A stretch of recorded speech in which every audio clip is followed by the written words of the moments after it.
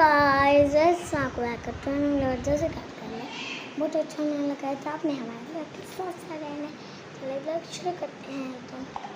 तो फातिमा तुम क्या कर रही हो? कुछ मैं ये गेम खेल रही थी। अच्छा गेम खेल रही हैं तो मैंने क्यों गाइड वाला बनवाने क्या ये वाली टिकटॉक चैट में गाइस टिकटॉक नहीं ब्लॉग लोग बना रही अच्छा अच्छा जब तुम भी ये देखेंगे ये भी मेरी कज़न है और ये चले गई फिर हमने फोन करके बुला लिया। बार-बार चले जाती है। हाँ बताने क्यों तो काफी 1 साल रहेगी अभी तक। हमने कब चले जाना है? पता है परसों मैंने कहा है ना। चल ये तो हमें बाहर सेट करें हो गए बस। हाय गाइस, अब हम एक्सरसाइज करने लगे और हमने अभी कावा पिया था। मामा कह रही एक्सरसाइज करो तो हम एक्सरसाइज करने लगे। फिर मैं बनाऊंगी ये दोनों एक्सरसाइज। हम पिछले व्लॉग में हम दोनों बनाएंगे। हमने आप जरूर दूसरे व्लॉग में मिलेंगे। Okay love you bye bye.